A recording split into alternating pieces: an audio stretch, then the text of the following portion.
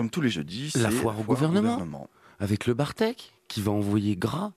Comme tu dirais, tremble puissant. Allez, 03 80 66 33 54, des places pour Dinners at the Thompsons.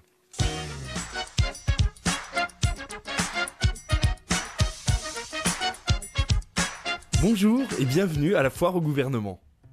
Aujourd'hui, une fois n'est pas coutume, je vais dire du bien de notre bon président. Ce ne sera pas long. Il n'a pas fait d'école de commerce, mais il a déjà tout compris. À moins qu'il n'ait quelques amis industriels qui ne lui soufflent à l'oreille, mais on ne le voit pas trop passer ses vacances sur le yacht de Bolloré, c'est trop bling bling pour lui. Bref, proposer du matériel à la police de Ben Ali, c'était pas terrible. Alors en Libye, on a trouvé une autre stratégie. On a longtemps vendu des armes à cette puissance pétrolière tout en fermant les yeux sur les droits de l'homme, ça faisait partie du deal. Maintenant que le peuple se révolte, on le soutient en cassant leurs avions que Dassault leur a vendu super cher avec les avions qu'il nous a vendus super cher aussi, mais un peu moins. Comme ça, quand la révolution aura abouti, ils devront en racheter d'autres. Et comme c'est grâce à nous, ils vont les acheter à qui ?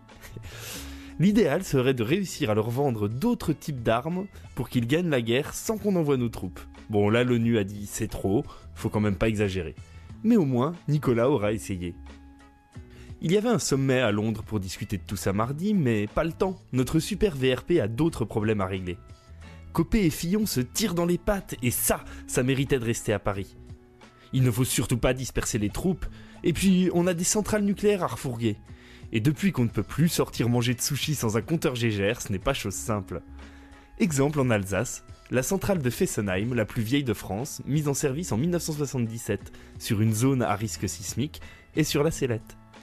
La région Franche-Comté a demandé sa suppression et la Suisse toute proche, qui n'a jamais été trop favorable, est en plus en train de remettre en cause son propre programme nucléaire.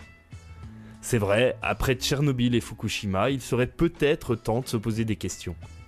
Notre ministre de l'Environnement, Nathalie Kosciusko-Morizet, devait recevoir son homologue helvète Doris Leuthard à Paris aujourd'hui.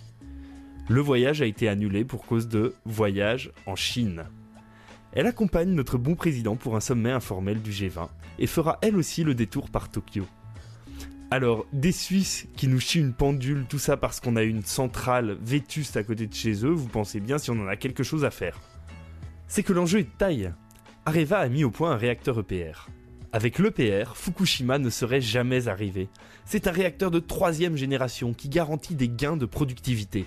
Il est sûr et a été étudié, ce n'est pas une blague, pour résister à un crash d'A380. Grâce à, et c'est là la grande nouveauté technologique, ces 2 murs en béton d'1,30 m d'épaisseur. Alors ce n'est pas une vague minable qui va lui faire peur. Kadhafi avait promis de nous en prendre un ou deux, mais notre président n'aurait pas dû s'en vanter si tôt. On va dire que c'est mal engagé. Restent les Chinois qui nous en ont commandé 2, pour 8 milliards d'euros au total, mais qui vont en avoir besoin d'autres. C'est ça l'avenir de la filière. Les gens n'en veulent plus en Europe, alors on les vend aux pays émergents, qui sont moins regardants. L'ouvrier chinois est docile. En cas de catastrophe, comme pour Tchernobyl, ça n'arrive pas jusqu'ici. Pas de danger pour la santé, c'est Éric Besson qui le dit. Certes, il est ministre de l'Industrie, rien à voir. Enfin si, avec Areva. Mais on peut lui faire confiance, c'est tout sauf un traître. On écoute le ministre UMP, Éric Besson. C'était hier sur la chaîne parlementaire. Conséquences humaines pour la France, pour l'instant, au dire des experts, pas d'inquiétude sur la santé. Le panache qui est passé au-dessus de la France n'était, disent les experts, ils l'affirment avec beaucoup de force, sans aucun danger pour la santé. Tout va très bien, et ça va aller en s'améliorant. Il y a bon espoir. Éric Besson toujours.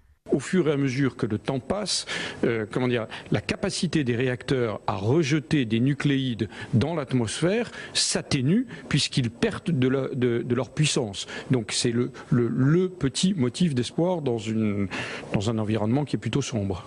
Eh oui, plus il s'en échappe, moins il en reste à l'intérieur. Ça, c'est de la positive attitude. Il paraît que les cafards résistent à une grande quantité de radiation. Ça expliquerait pourquoi certains de nos dirigeants ne se font pas de soucis. Allez, gardez le moral et à la semaine prochaine. Oh mon Dieu. Oh là là là là. Tu vas avoir des problèmes, Ça toi. va aller au procès, ça. Non. On ne donnera jamais son identité de toute façon, c'était le Bartek, la foire au gouvernement. Et il y en a qui se font dessus. Je suis désolé de parler comme ça, mais là, après toutes ces révélations, il y en a qui doivent avoir peur et qui vont demander l'exil dans peu de temps. Je sais, on a déjà reçu des mails de Besson, là, déjà, sur le site de la radio. Oui, mais nous, c'était Besson Chaussures. Oui, bien C'était sûr, pour les les chaussures promos. à Ketnaï. Hein. Ouais, c'est ça. Ah ouais, bah non.